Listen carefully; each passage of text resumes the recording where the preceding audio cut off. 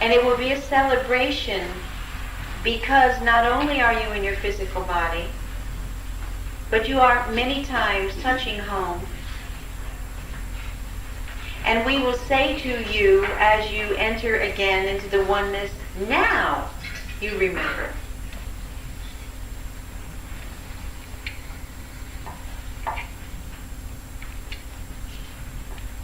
For nearly 15 years, I had a relationship with an inner voice who identified itself as God the Father. It was very loving and blissful, and most of my philosophical questions were answered, but it ended in some very bad practical advice. Was any of this relationship real, or did I make it all up? If real, what part was real, and who was the entity? If not, how can I know God and know for sure that I'm not simply fantasizing? There's a great deal to be said about this. Was the initial communication truth? Of course it was. But remember, in the receiving of truth, you are equally as responsible. I want to say this very carefully, with all the love in the universe, to all of you. We in spirit are always with you, anxious to touch you, anxious to speak with you, anxious to, in whatever way we can, assist you without interfering with your human process. We cannot make your decisions for you. You are perfectly capable and totally empowered to create your own life. But we, in the name of love, can teach you. But we teach not by giving exact answers or predictions, but by suggestion, by guidance. And therefore, when you begin to receive, make note. What is your motivation?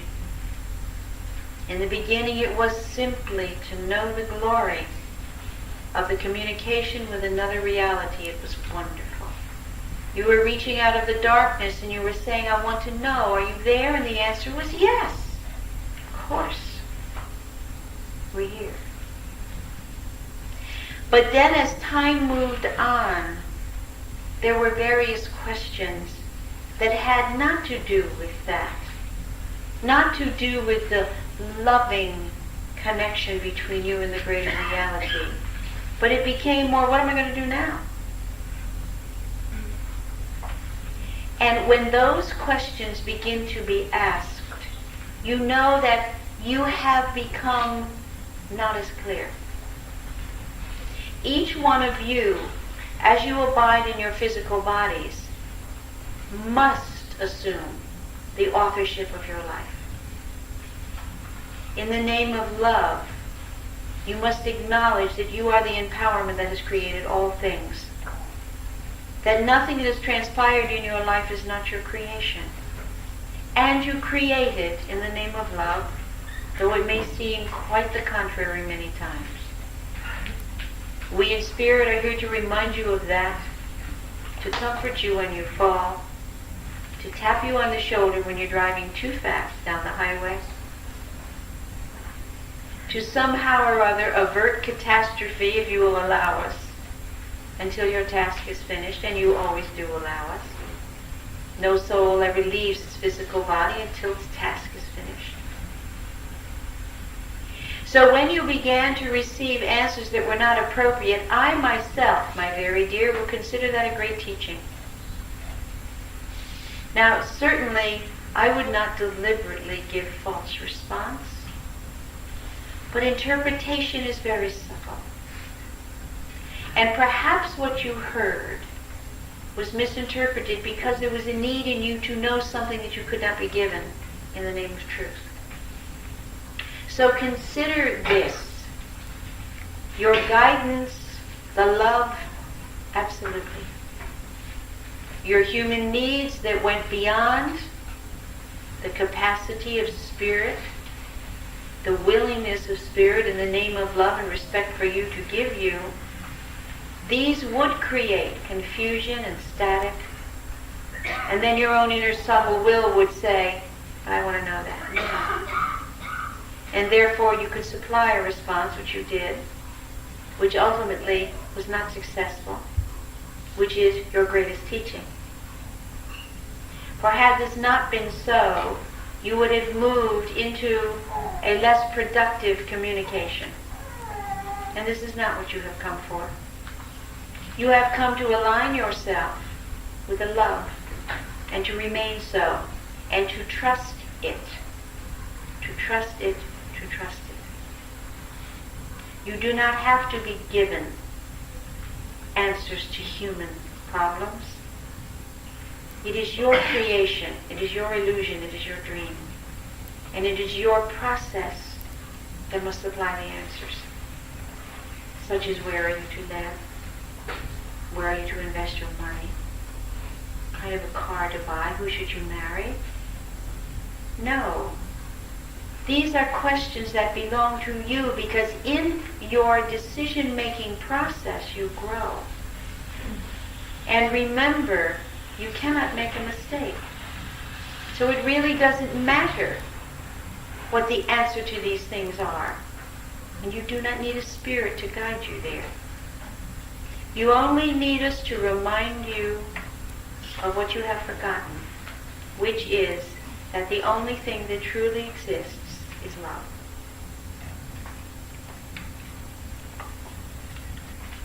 How can I remember to offer love in the midst of fear and anger?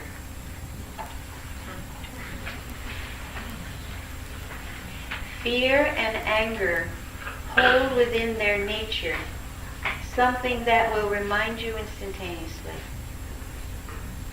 They hold discomfort. And when you are misaligned with your true loving, I do not mean behavior, I mean essence. When you are aligned with your beingness that is truly loving, you know the comfort of it. You know the peace within. You know the joy. You know the sense of balance. And when you are in anger or in fear or in pain, that is terribly uncomfortable. The moment that you become uncomfortable in any circumstance, you know you have moved from your centering. You know you have forgotten who you are and why you've come.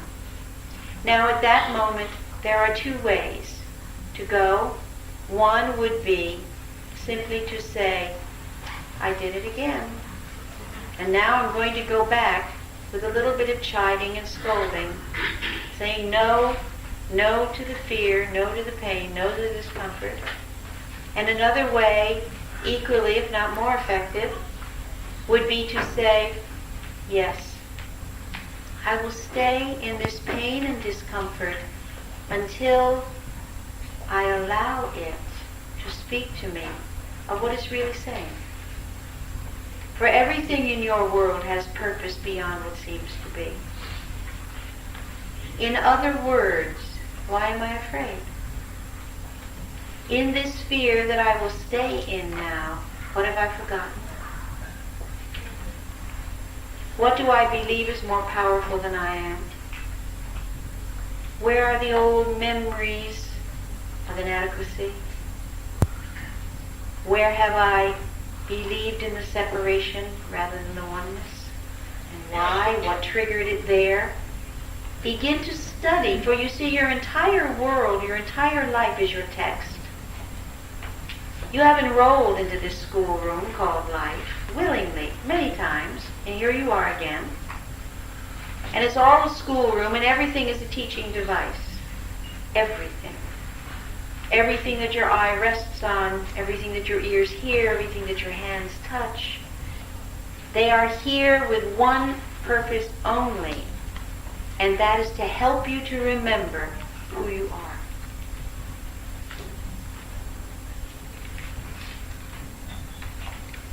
Why am I so ill? What is the purpose of this meeting?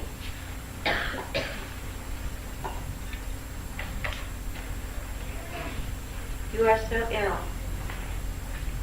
because you have forgotten that you have a right to be well. No, I am not playing a game with you.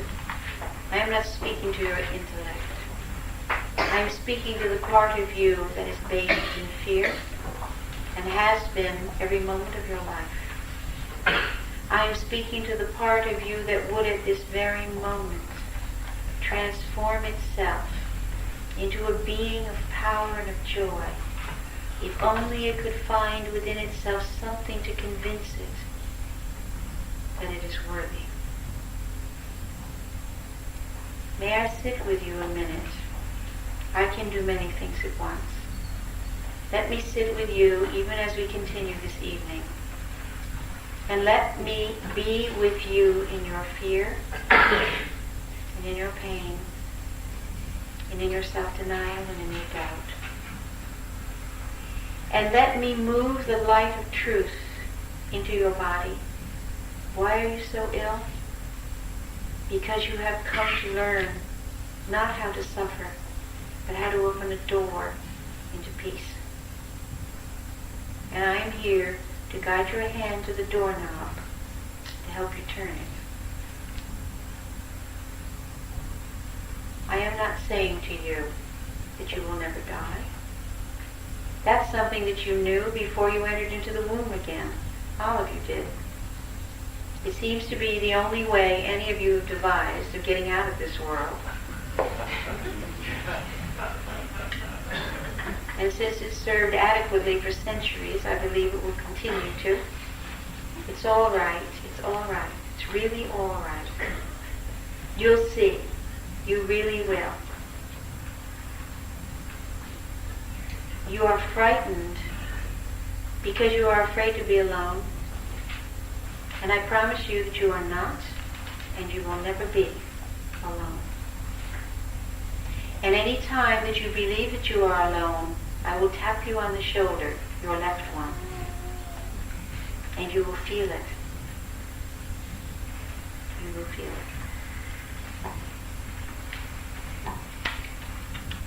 What will heal the AIDS condition?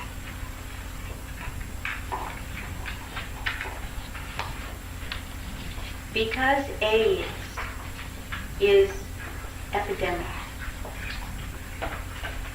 and because each human experience is individual, I hesitate to give any response lest it become misunderstood. However, I will attempt it with that preface. AIDS is another name for fear. And those who have contracted AIDS have deeply within themselves experienced alienation, helplessness, fear. Why, simply look at the symptoms of that disease. It is helplessness. Now, is it spread by virus? That doesn't matter. You see, I am not speaking here to affect the medical community. I am here to remind those who feel they are endangered by AIDS, or those who have AIDS or who have lost loved ones to that disease. I am here to say to you that the moment that AIDS is cured, humanity will find another way to manifest fear. For these who are now speaking, the homosexual community that is the most severely afflicted, for those who have finally begun to speak of their difference and to be willing to walk through their humiliation, there is great fear there, and there is great courage. Society has not been kind, has not been forgiving, as though there was something to forgive. Each human being chooses their own path, and that path must be respected. Now, if it isn't your path, very well and good. It doesn't have to be. You have your own. But in the name of love, one must allow each soul to find its own way home.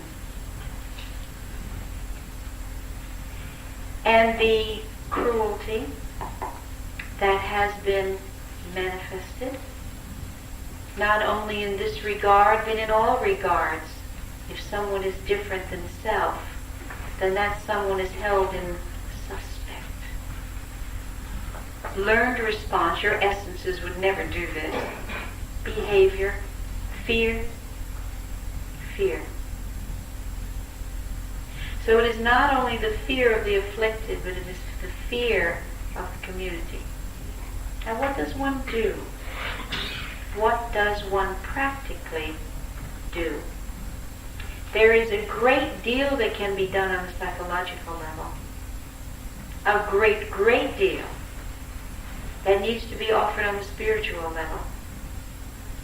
And on the human physical level, however one can deal with the effects of accumulated stress, that also would be very helpful. For those who are in, not necessarily AIDS victims, but those who are afflicted by continuous stress, which these people have been, those who have allowed it, those who have come to experience that, will find their immune system breaking down. Kindness will stop the epidemic.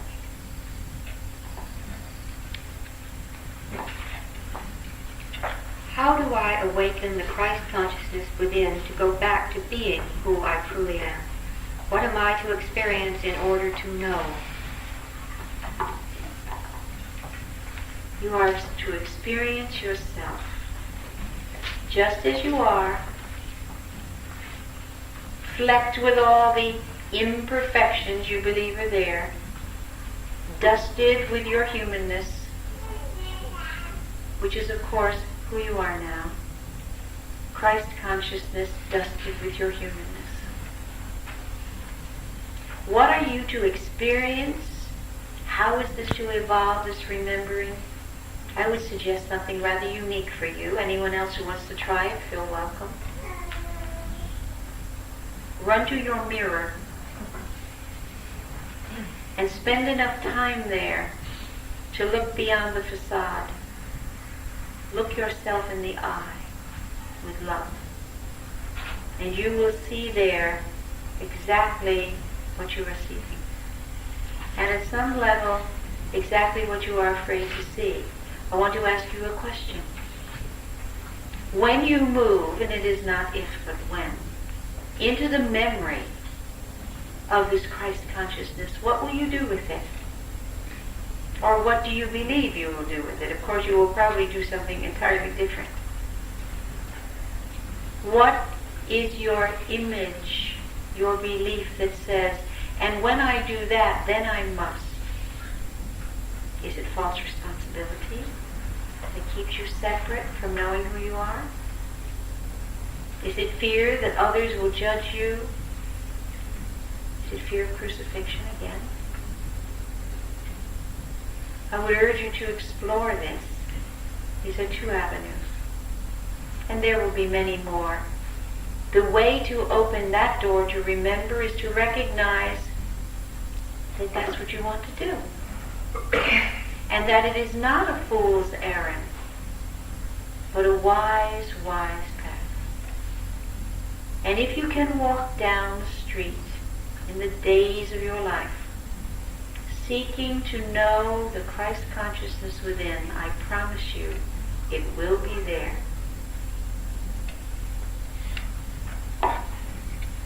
Is God a person or an energy?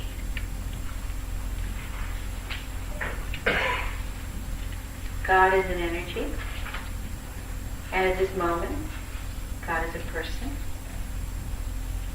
God is everything. One cannot personify eternal love in the form of humanity without somehow causing oneself restriction in perception. For as soon as you put God into human form, you put God in the form of separation. And yet here you all are, God in human form, seeking to move through the illusion back into the oneness. I cannot describe God. God is simply everything. God is all there is. God is the eternal now. God is the light of eternal creation. God is truth. God is love. God is limitless. God is indescribable.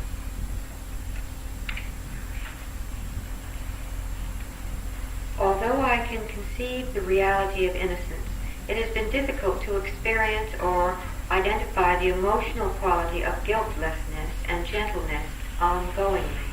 What accounts for this in humans?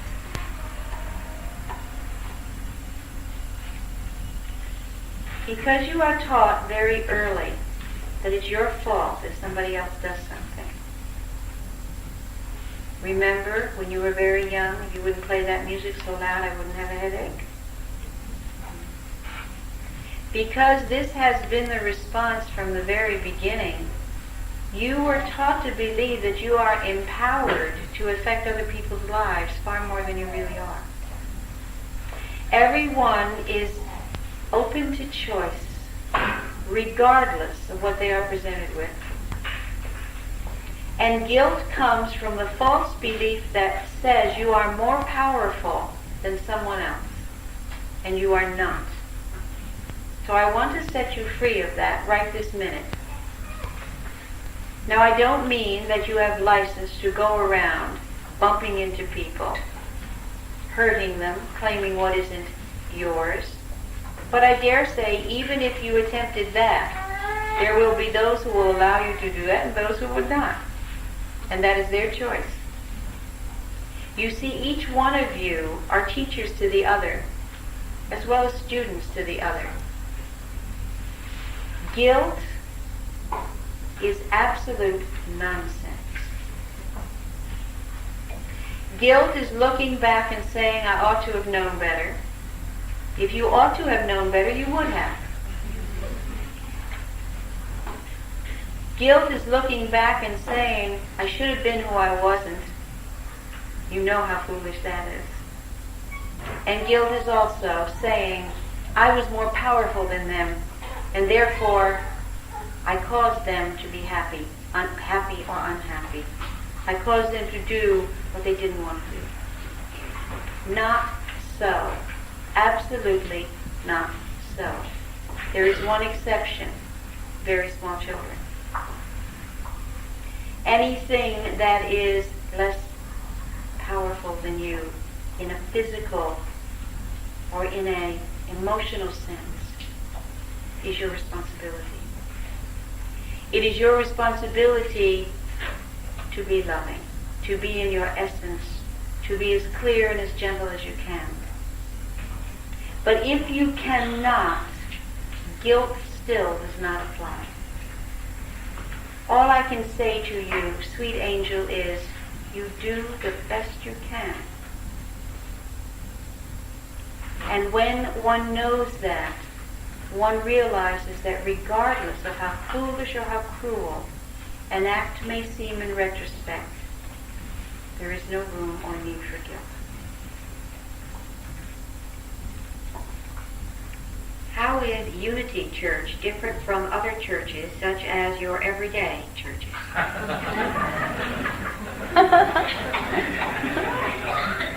He's laughing. He says that depends on what you mean by your everyday churches.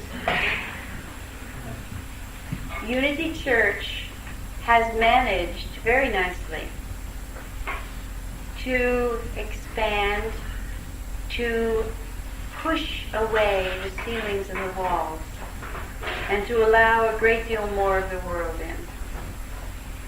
That is a blessing. And we in spirit thank you. The more tenderness, variation, adventure, discovery, and trust is allowed, the more the voice of God can be heard. I will not enter into a conversation of what is better and what is worse. I know that was not your question. The difference being your willingness to move into discovery, your willingness to risk change.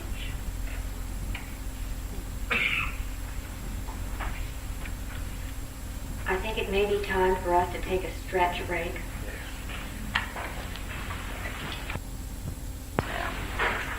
Emmanuel wants to say something before we start again. He says, I want to promise you that I won't keep you any later than your bodies can stand. And that if while we're speaking it becomes extremely difficult to remain still, you can quietly get up and walk to the side of the room. Not if it's going to be an exodus, but if it's just you. For you see, the physical body needs to be respected, not to be worshipped, and certainly not to be placed ahead of the inner consciousness, but it has its value. It's what you chose to wear. And therefore, you might as well keep it in as good a shape as it will allow you to, until you have no longer use for it. Would Emmanuel speak on abortion? Indeed he would. The issue of abortion, as with every other issue in human experience, is a matter of growth. Now, hear me with your hearts. It does not matter when life begins, because a soul that knows that it is going to be aborted would not enter into the womb. Another thing to remember, you cannot kill a soul. Now, having said that as a premise, I want to take you on a journey. Follow me if you will. You, as a being of light, have decided to enter into this world to learn whatever it is that has brought you here. And each one holds specific things in the soul's illusion that it has chosen to listen to challenge and to transform with love here in this particular life. And when in the course of such events you either father a child or you become pregnant with a child that you believe you cannot bear,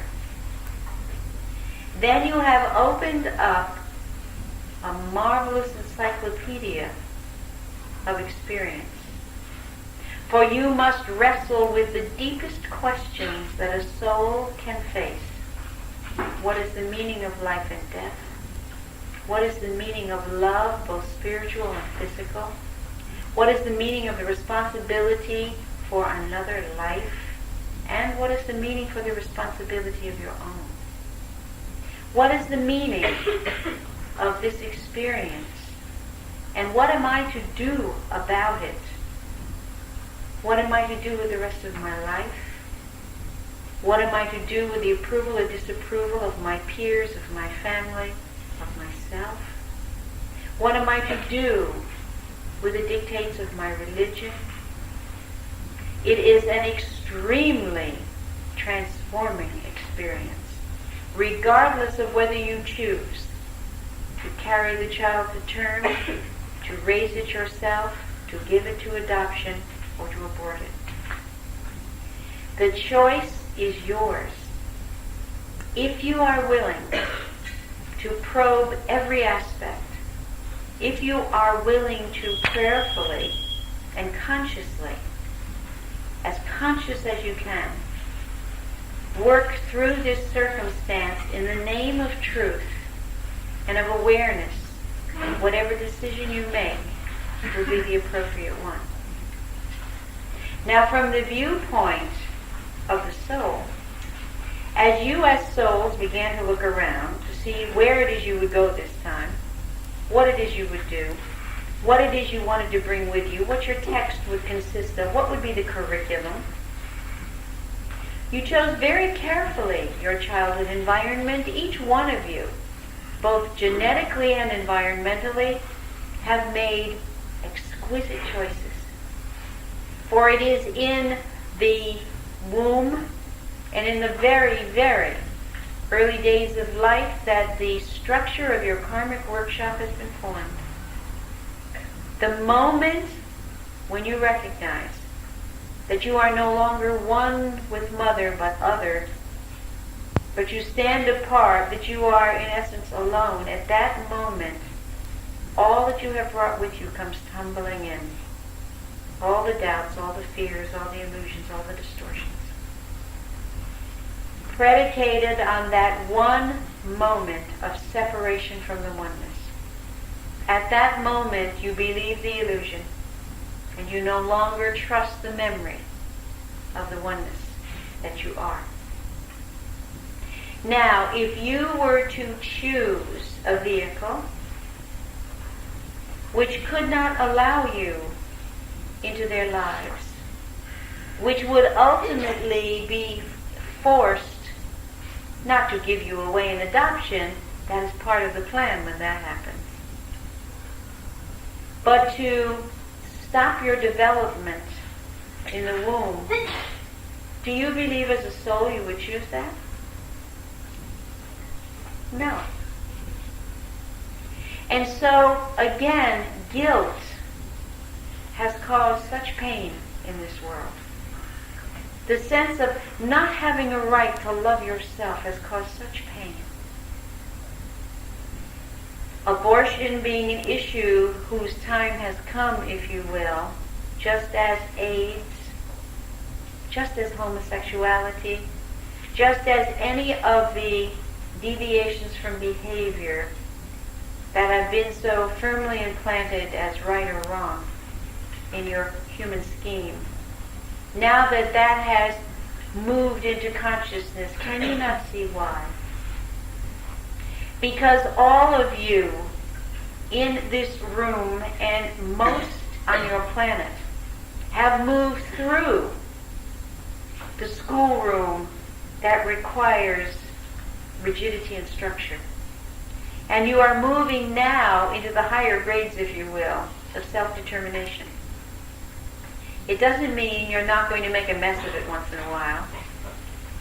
It doesn't mean that you're not going to fall down and skin your knees and do things that make you want to cringe and disappear. It doesn't mean that. It means that you are moving beyond former structure in order to create, in order to grow and to explore and to become more of who you remember you are. And therefore abortion is a learning tool.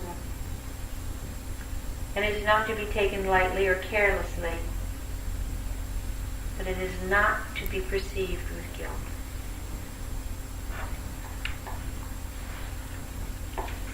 Is there a group-related purpose of or towards individual incarnation? Very much so. No one gives birth to a stranger, and no one has a stranger for parents, or for siblings, as a matter of fact, at this stage in your development. You have all come to people that you love, regardless of what seems to have happened in this lifetime. That's why, by the way, that it's all right to be very angry. It's all right not to like a member of your family. Because the love is there, and it doesn't matter. It really doesn't matter. It matters certainly in your human physical experience, but it doesn't matter in the soul's experience. You have a right to be angry when anger is called for. You have a right not to like someone who isn't likable. You have a right to say, no, thank you, I don't want to be here with you. You have a right. The moment that you give yourself that right, it will be amazing how often the heart softens. And when you are not trapped, you can begin to look around. When you are imprisoned, everyone is your jailer. It's very hard to love someone who would imprison you, or would seem so. Of course, ultimately, the keeper of the keys is your own self. As to group reincarnations, absolutely. There have been many circumstances, one of them being the Holocaust, where a group of spirits in the name of love came together in order certain for their individual growth, but also to witness to, for the world to see. The astronauts who died screaming across the heavens in light came for that joint purpose, to awaken the consciousness, to say, wait a minute, there are more important things in this world than winning a race.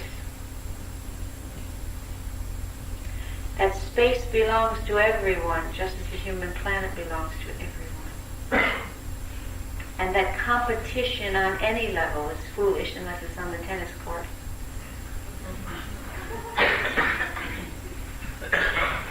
When it takes human life and safety and love and makes something else more important, then you know it's wrong. Look what happens.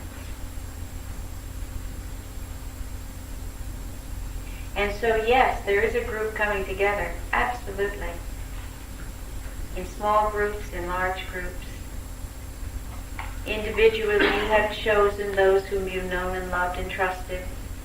Particularly those of you, and this might be of interest, who find the greatest difficulty, who feel the greatest friction. You are comfortable in the soul loving.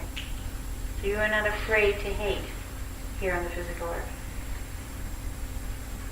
I never heard that one. How can I know completely that I am safe and that I am not alone? Often it is very difficult when you are still walking in the physical form that speaks of separation and danger, that you are absolutely safe and not alone.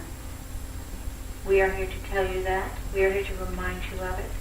But you are seeking experiential proof. Therefore, I would urge you in this manner. Listen, certainly, to what others tell you, including myself. Let yourself experience your response to the promise. And go then alone into the loneliness. If you will allow yourself to walk to the depths of your fear, you will find that your fear does not exist. If you will allow yourself to experience the depths of your loneliness, you will find even at the depth of your loneliness, you are not alone. For you see, I say this because aloneness and non-safety are illusion. And if you take illusion to its ultimate, you will find truth. Because illusion cannot accompany you into truth. There is a doorway beyond which illusion cannot go. So never be afraid of it. It is finite. Never be afraid of your fear. You give it more power than it was ever intended to have. Take your loneliness and walk with it. Take your fear and allow it. Sit with it in meditation. Walk with it in your life. Say yes. Say yes to whatever frightens you. Yes to whatever you believe is separating you from the oneness that you're seeking. And the moment you say yes, and truly say it, and truly mean it, you will see a miracle happen. You will see it soften this fear of yours, this terror, this loneliness. And you will feel it yield to the greater truth. I would like to do an exercise with all of you now, if I may. If you would all please sit in a comfortable position.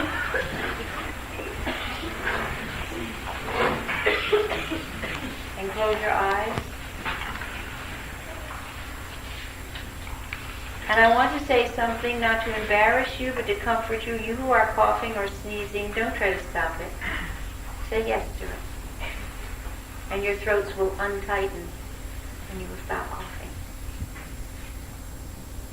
Now sit for a moment with your eyes closed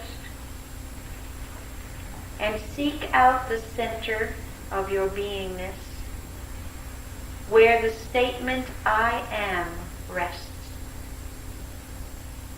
There is no one appropriate place, just let it come to you.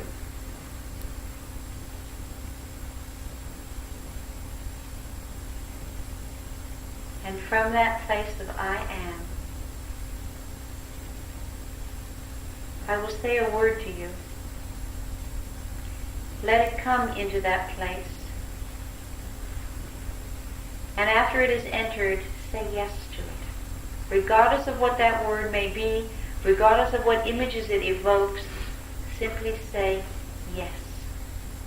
And allow yourself to soften around that word.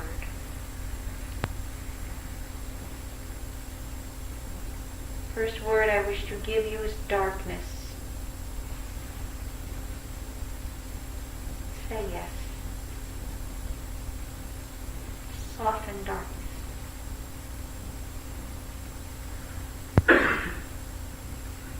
Doubt. Yes to doubt. It's all right. Soften it.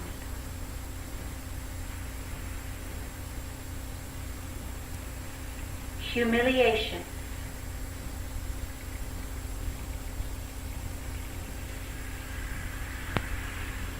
Welcome.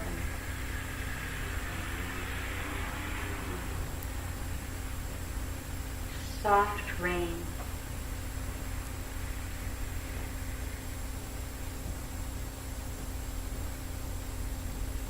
Gentle moonlight.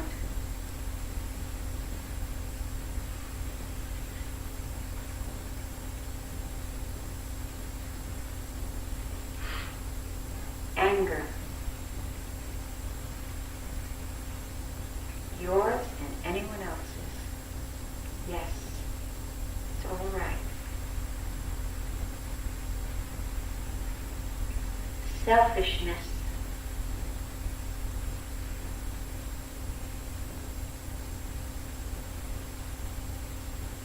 Loss.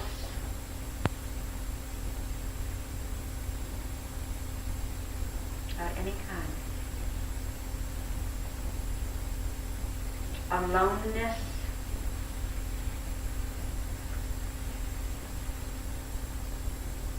It's all right, it's part of the path.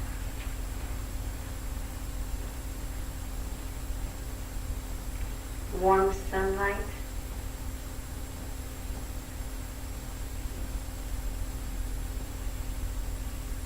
The moon.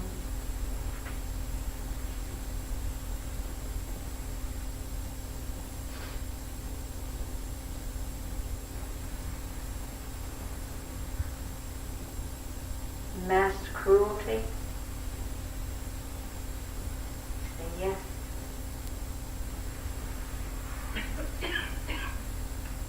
Fear.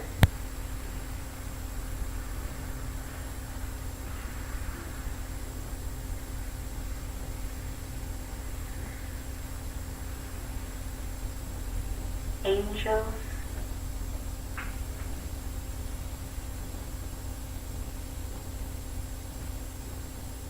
Death.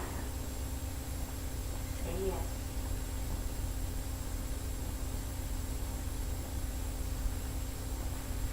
Self.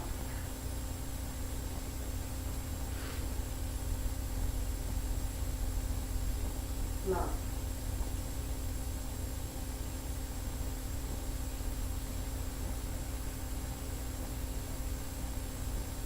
I urge you in your own time to find your own words, your own experiences. And whatever frightens you, say yes to it. Whatever hurts you, say yes. You have come here to do whatever you are doing.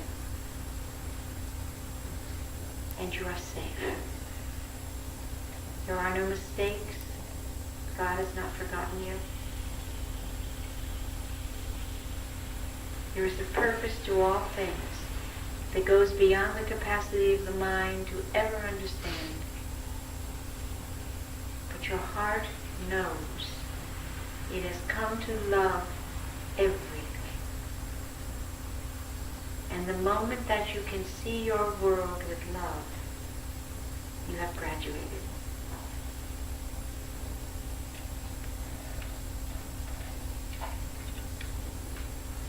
The paradox, let it be, go with the flow, versus go for it, be a warrior, sometimes causes confusion for me. Any suggestions about the balancing of these two forces? Absolutely. Go with the flow and go for it.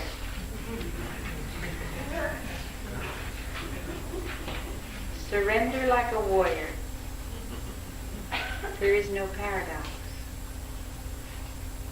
It is all the same.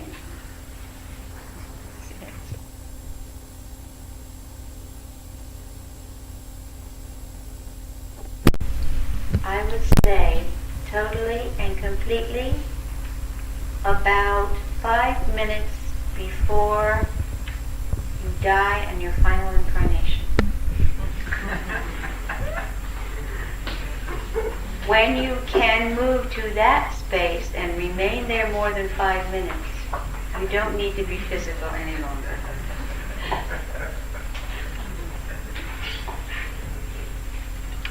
Why am I reluctant or fearful to experience the pain that sometimes results from allowing myself to feel free, to live, to trust, to be whole? Because you're very healthy and nobody likes pain. No one rushes to pain. Of course you're reluctant. That doesn't mean it stops you. It doesn't mean you are a slave to that fear. It only means that when it's passed around and it comes to you, you'd rather say no thank you. There's nothing wrong with that. I would call that sanity.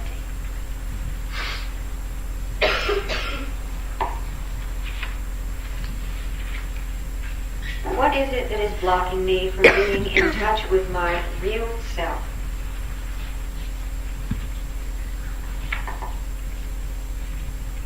The image that you got as a child of what your real self really was. Go back and look in the mirror. But before you do that, remember what you were told.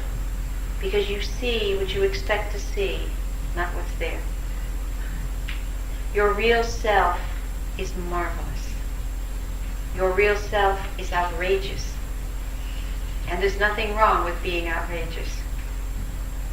You were simply taught that you wouldn't do. And so when you look at yourself, either visually or introspectively, there's a part of you that says, no, that won't do. It will do. It will do. It will more than do. It's really all you have to give. Each one of you believes that if you hone and shape yourself into someone else's expectation that you are contributing more. You are not. You're contributing less. For each one of you is unique, and if you take a part of your uniqueness and yield to another, then there is less in the world, not more. Each one of you, in your completeness and in your truth, are a perfect piece of the puzzle. A perfect part of the plan of God's that has come to change all forgetting into remembering and all darkness into light. So remember what you have been told by others as to who you ought to be. And when you have firmly found that again, make the choice to begin to be who you are. For that is the greatest and only contribution you can make. How do I stop smoking cigarettes? Can you help?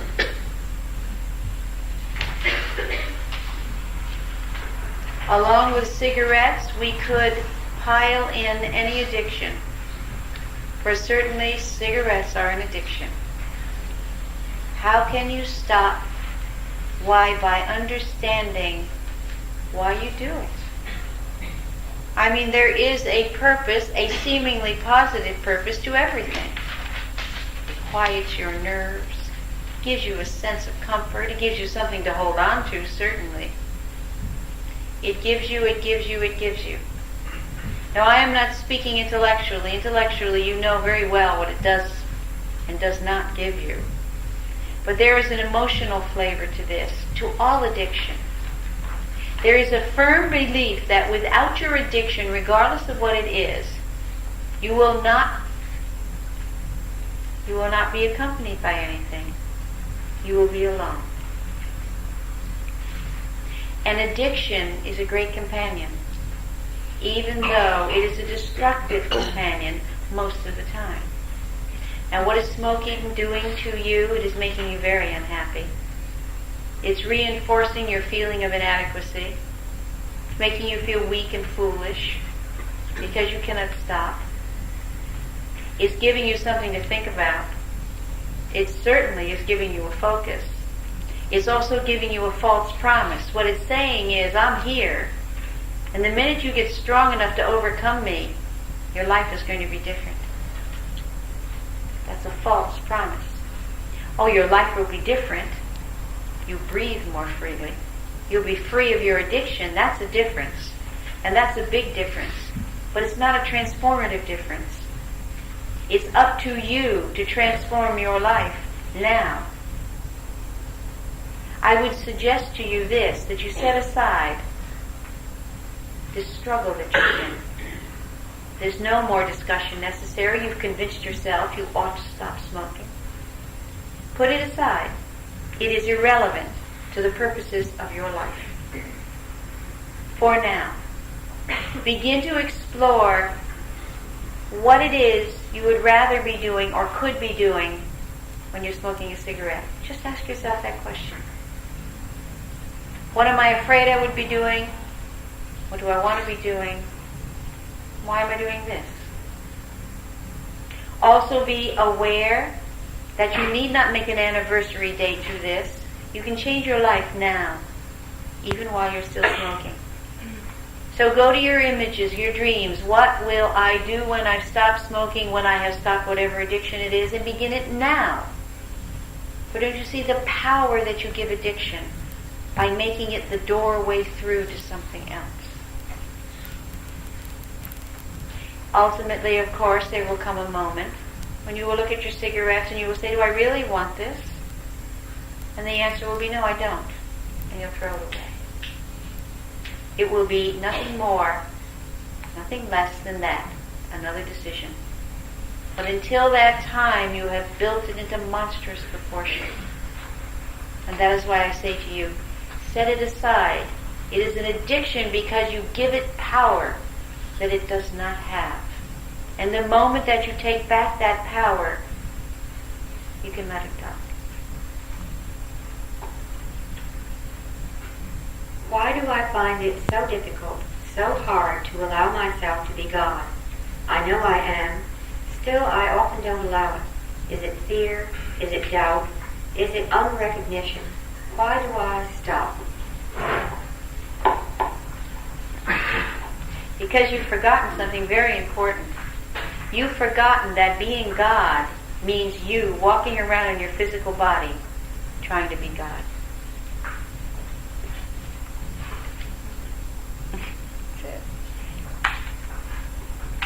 There is a large block, empty, void, standing in the way of my ability to be touched, to feel connected, to feel close to others. I almost always feel alone and separate. Why? Because, dear sweet angel of light, you have been hurt. And you are so afraid that if your need, your longing, becomes apparent again, that you will be defenseless. And that somehow, somewhere, someone will not treat you well. I want to say something to you. Your emotions are not your weakest point. They are your strength. Your need is not your fallibility. It is your strength. And your shyness is not predicated on the fact that you really don't belong. It is your choice because you believe somehow you are safer away. I want to offer for you an exercise. I want you to begin to experience what it is like to run into the middle of something. The moment that you have an opportunity, pile a great many pillows in the middle of a room. Go to the side of that room and let yourself remain there, going through all that you usually go through. And then at a given moment, without hesitation, spontaneously run right into the pile of pillows and jump. And say out loud or to yourself, I am here in the middle of everything. And then go back and do it again. It will take you a little while not to laugh at yourself or feel foolish. And when you become comfortable with doing it with pillows, then begin to do it with friends. Rather than staying on the outside of a group, push your way into the middle. You don't have to have anything to say except, I'm here.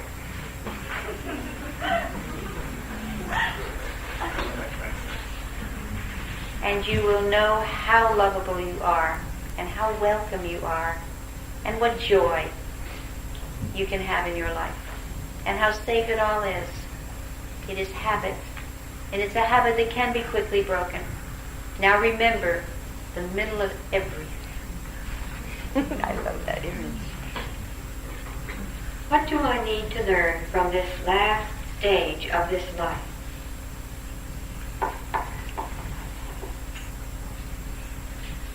The joy of being who you are. Surrender in the most positive sense. The pleasure of having been through a great many things. And one thing more. That regardless of how long you think you've lived, there's more to be done. That every moment you inhale, you are reborn. And every time you exhale, you are pushing back into non-existence everything that has ever been. So regardless of how many years you can count that you've been alive, you are newborn every breath. And in that newbornness, you can release all expectation of what the calendar says. Are you aware that there is no reason why all of you cannot live almost forever? It is because you have been so schooled to expect that after a certain time this will happen, after a certain time that will happen. Age is a mental disease. And when you have finally accepted that at a certain age you can't any longer da-da-da-da, then you die. Why wouldn't you? There's no sense in being around. You can't be a part of the fun. I urge you to practice, all of you. We might do it now. Close your eyes again. And this time, just begin to follow your breathing. Just watch it. Begin to be comfortable in your body. Don't delay or extend your breathing. Just let it do what it wants to do. But become aware of the rhythm. The inhalation and exhalation. Just ride it.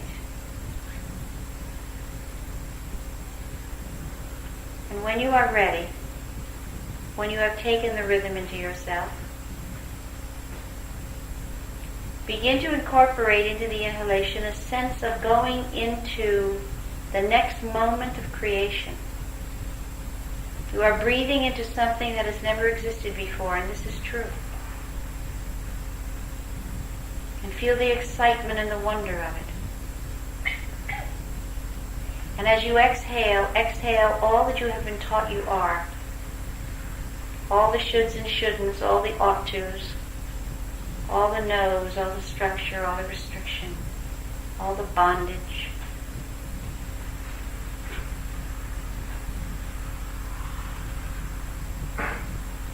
So you inhale into discovery.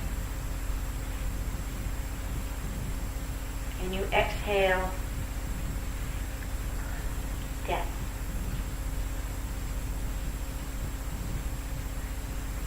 You inhale essence and you exhale obedience.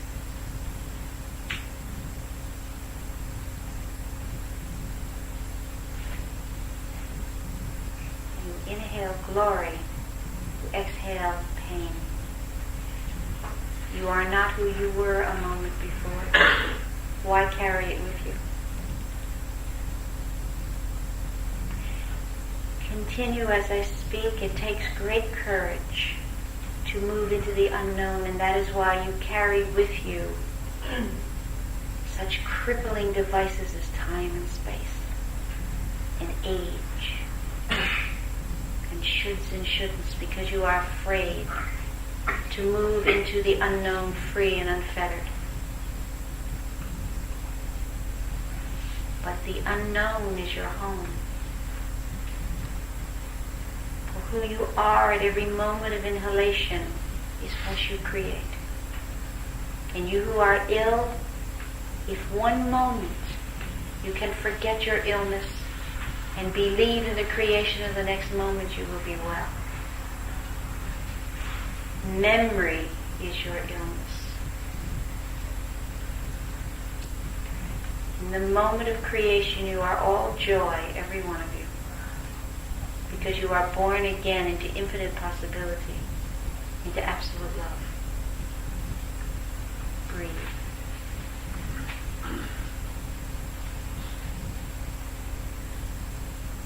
And you who asked this question about the last part of this life,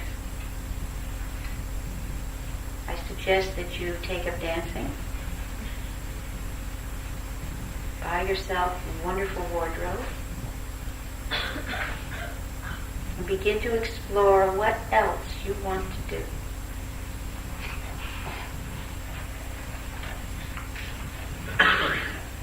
What difference does it make if no one accepts me or understands me as I want to be? It makes a great deal of difference to you. For it causes you to feel pain. It makes a great deal of difference to them. They miss knowing you. And that is a loss. But does it make a difference? No. But when you perceive yourself as soul living this lifetime, it makes a difference in the quality of your life. Now, I am not by this saying that you ought to do what other people want you to so that you will be accepted. I am not saying that at all. But lonely is lonely. And judgments are very unkind. What's to be done? Begin first by challenging what you believe is happening. A reality check is very important here. For I believe you misinterpret much. In the fear that you will be misunderstood, you expect and therefore you read misunderstanding. There is something else rather subtle here that I tell you with a great deal of love. To be misunderstood does not make you special. It makes you sad. And so if you want to be understood but not controlled, but understood, you must take pains to explain yourself. You will not lose self by being so understood. It will be very companionable, it will be loving, it will be sweet, it will be joyous. It will not be intrusive unless you allow it.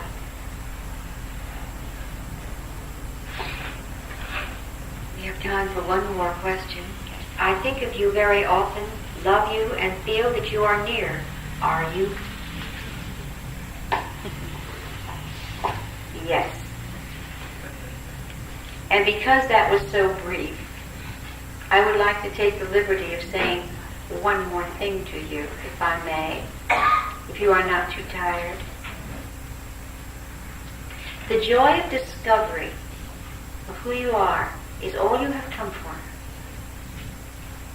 And it is a joy beyond the facade that you have been taught, behind the pain that you have experienced, is the memory of the light. And you each hold it. None of you have truly forgotten it. You have only put it for safekeeping back where you thought no one else could find it. And you know how that is. When you take special pains to hide something very carefully, you forget where you put it yourself.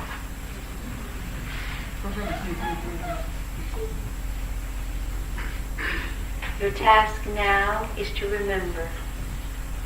And that's not so difficult. You can remember it every minute of every day.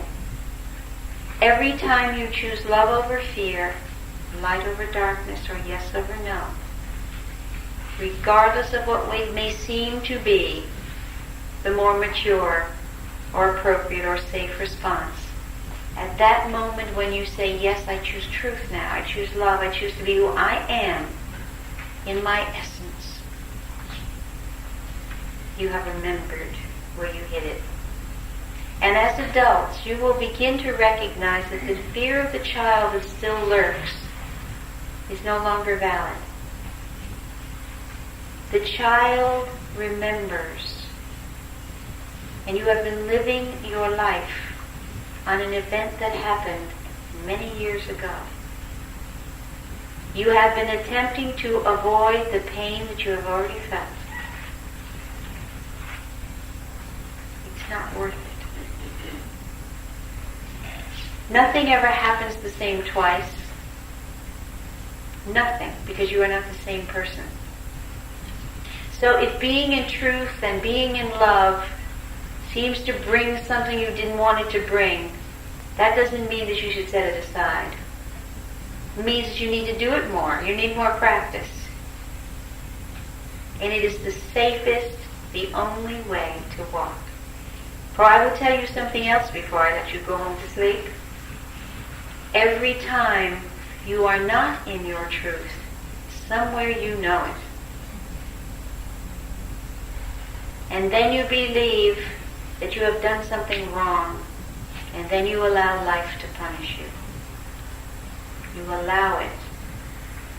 For nothing can hurt you until you allow it. You are that powerful. So moving into truth is very safe. Stepping into the abyss of the next moment of your inhalation, allowing yourself to create wherever you need to create at that moment in your truth is the safest thing you can do. For you will be empowered by your own self-love. No one else can do that for you. That is your task as God. Thank you for coming, and bless you.